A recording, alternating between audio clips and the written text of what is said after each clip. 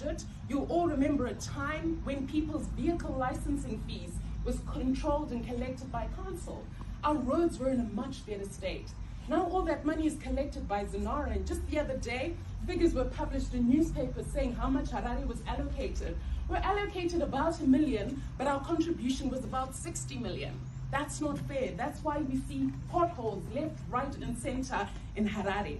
The budget for water treatment chemicals, we've all experienced the water shortages, especially of late, some of which have resulted in the cholera shortage.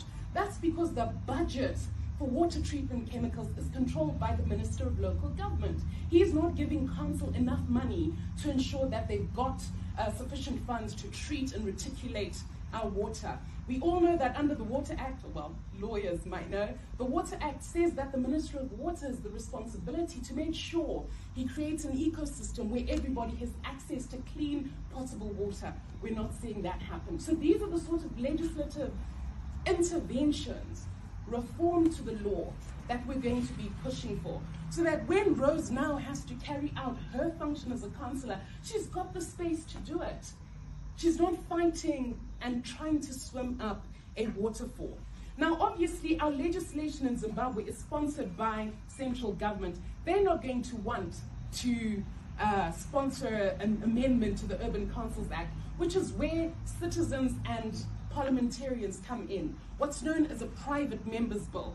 So you'll have heard Mr. Mnangagwa announce the kind of legislation that he wants to introduce. When Parliament opened, he talked about changes to the Mines and Minerals Act, the Sovereign Wealth Fund Act, but the real things that affect citizens seem to be left alone. Private members' bills become very important, and we really need to push and utilize those to work.